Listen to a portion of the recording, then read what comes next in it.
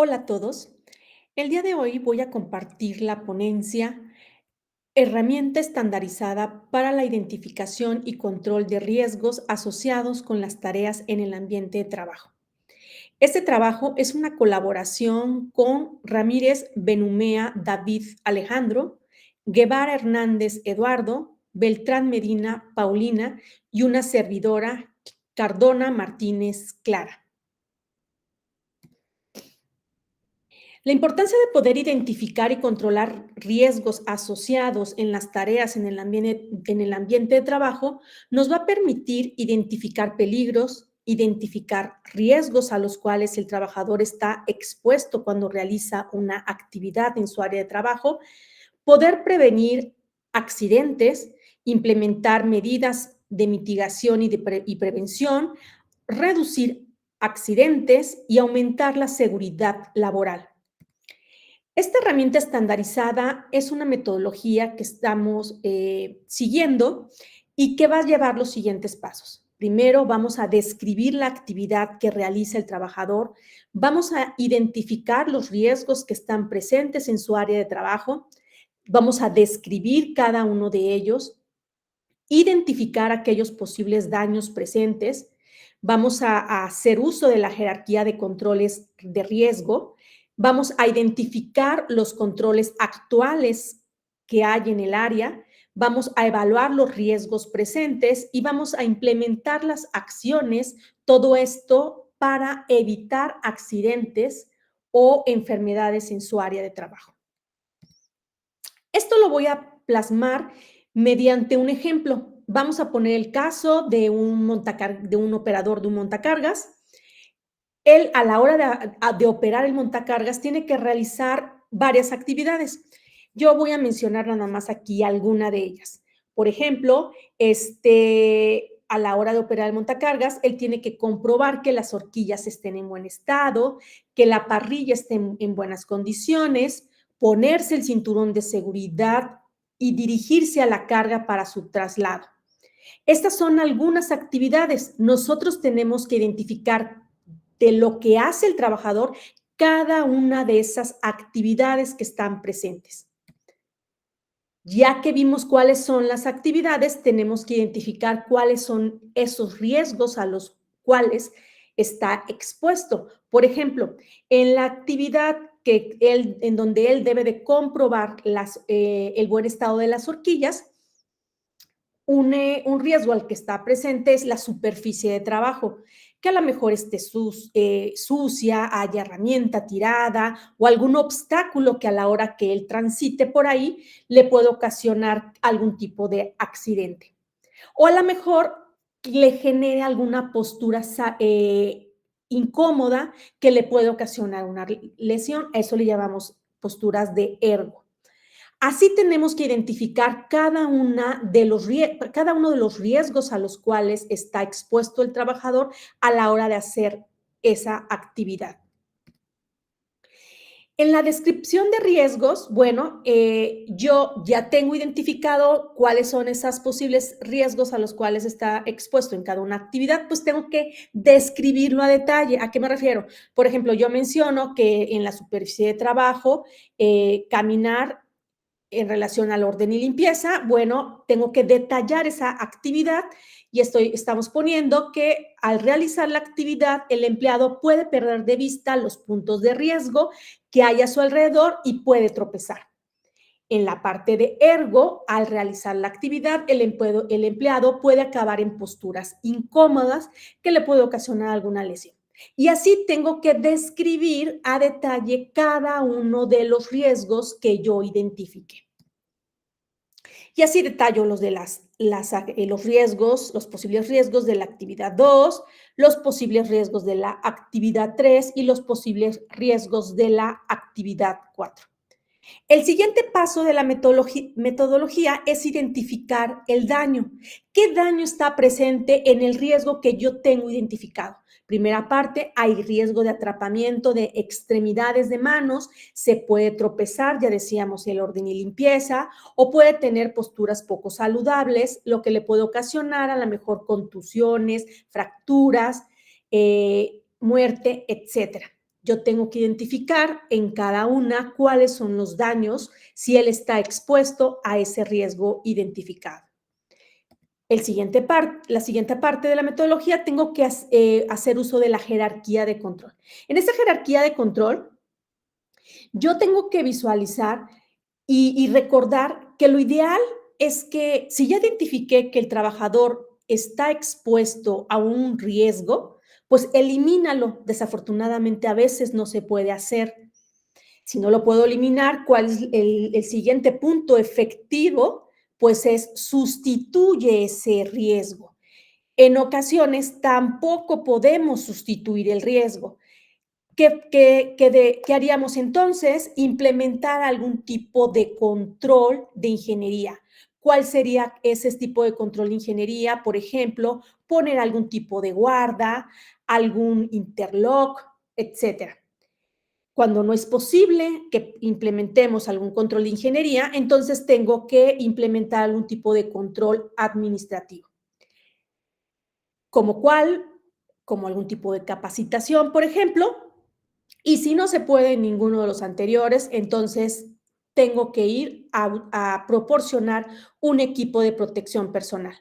No quiere decir que este no sea efectivo, sino que tenemos que considerar que la acción más efectiva de esta jerarquía de controles, pues siempre va de la eliminación al equipo de protección personal. En estas actividades que yo estoy identificando, se proponen los controles administrativos y más adelante voy a ahondar un poquito más en ello.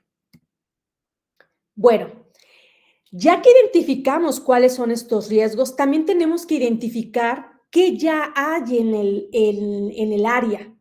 ¿Qué sí hace el trabajador que lo está protegiendo de tener algún tipo de accidente? En este caso, identificamos que el operador del montacarga pues ya cuenta con capacitación, sabe operar un montacargas. Eso es valioso porque nosotros ya no vamos a partir de proporcionarle una capacitación en la operación de montacargas. A lo mejor tenemos que hacer algún reforzamiento, pero tenemos que tomar en cuenta que ya existe eso. A lo mejor en la actividad que está realizando observamos que ya están implementados a lo mejor las 5 S o ya están implementadas guardas, etcétera. Tenemos que ver qué está implementado ya en el área de trabajo para, en este caso, partir de ello y tomarlo en cuenta. Ahora que procede, tenemos que hacer la evaluación de riesgos. Y esta evaluación, ¿cómo la vamos a realizar? Vamos a realizarla calculando el número de prioridad de riesgo, lo que conocemos como el RPN. Para poder, en este caso, hacer ese cálculo, nosotros lo tendríamos que hacer con base en poder identificar la severidad, la frecuencia y la probabilidad de que el trabajador esté expuesto al riesgo que nosotros estamos identificando. Una de ellas, por ejemplo, vamos a hablar de la severidad. ¿Cómo voy a dar esa ponderación? Si yo identifico que la actividad a la que está expuesto el trabajador, vamos a poner el caso, el trabajador pues tiene que operar su montacargas y resulta que el área está desordenada, no hay orden ni limpieza. Hay riesgo de que ocurra un accidente por esa situación, pero ese riesgo, ¿qué le podría dar? ¿Le puede ocasionar un casi accidente? ¿O le puede ocasionar alguna medida alguna acción que involucre primeros auxilios? Si fuera así, entonces yo le daría una ponderación de 3. Si le ocasionara pérdida de tiempo, es decir, a lo mejor se va a tener que ir de incapacidad, etcétera, entonces yo le voy a dar una ponderación de 6. Y si hay daños irreversibles, entonces sería una ponderación de 10. Eso es con respecto a la severidad. Con respecto a la frecuencia, yo tendría que identificar, bueno, la actividad que estoy analizando, el trabajador lo hace de manera mensual, le voy a dar una ponderación de 1. La hace de manera semanal, le voy a dar una ponderación de 2. La hace de manera diaria, entonces le daría una ponderación de 4. Y si lo hace cada hora, le daría una ponderación de 6. Eso es en relación a la frecuencia. Ahora yo tendría que verificar cuál es la probabilidad de que ocurra, en este caso, un accidente en los riesgos que yo estoy identificando. Si es improbable, pues le voy a asignar una ponderación de 1. Si es posible que eso pase, le voy a asignar una ponderación de 2. Si es probable, entonces le daría yo un 4. Y si es cierto, entonces le daría una ponderación de 6. Una vez que yo ya tengo asignadas las ponderaciones, tanto en la severidad, la frecuencia y la probabilidad, para yo poder obtener el número de prioridad de riesgo, tendría que hacer una multiplicación con cada una de esas ponderaciones. Ahora, si el resultado del RPN me da un valor mayor o igual a 6, ¿qué tendría que hacer? Tengo que implementar acciones o controles adicionales a los que ya existen para poder disminuir los riesgos a los cuales el trabajador está expuesto cuando realiza esta actividad. Si es menor, pues no es necesario. Si lo quiero hacer, sería conveniente a lo mejor reforzar, siempre es bueno prevenir, pero me voy a ir y me voy a enfocar en aquellos que tengan un número de prioridad de riesgo mayor a 6. Ahora, de acuerdo al ejemplo que estamos abordando, si analizamos únicamente la actividad en donde el trabajador, la 1, que es donde él tiene que comprobar el estado de las horquillas, vamos a ver que nosotros le dimos una ponderación en relación a la severidad de 3. La frecuencia, pues resulta que esa actividad la hace a diario, cada vez que va a utilizar el montacargas, y la probabilidad que en este caso ocurra un accidente cuando está expuesto a ese riesgo es una probabilidad de 2. A la hora que yo multiplico cada una de estas ponderaciones, me da un valor de 24. Esto quiere decir, el 24, que es un riesgo medio, por lo cual tengo que implementar acciones.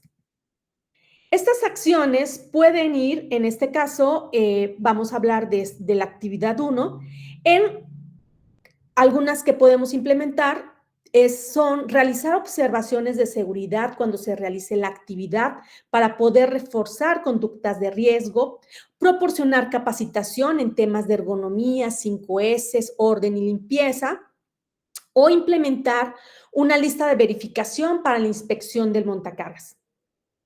Estas son algunas acciones que serían importante poder implementar en el área de trabajo para que en este caso el trabajador no esté expuesto al riesgo que ya tenemos identificado. Y así lo tendríamos que hacer con cada una de estos riesgos que nosotros identificamos en cada una de las actividades. En la actividad 3, si se fijan, salió un riesgo mínimo, no estamos recomendando acciones, únicamente nos estamos yendo a aquellas en donde el riesgo que resultó del análisis fue un riesgo bajo, medio y alto. Espero haber sido clara en mi explicación y que esta metodología y este trabajo aporte a que ustedes, cuando realicen un análisis de riesgo por actividad, los ayude a poder seguir esta metodología de una manera ordenada y lo principal, que puedan obtener excelentes resultados. Mi nombre es Clara Cardona Martínez, mi correo electrónico esccardona@utec.edu.mx. Yo pertenezco a la Universidad Tecnológica de Querétaro y bueno, muchas gracias por ver esta ponencia y estoy para servirles.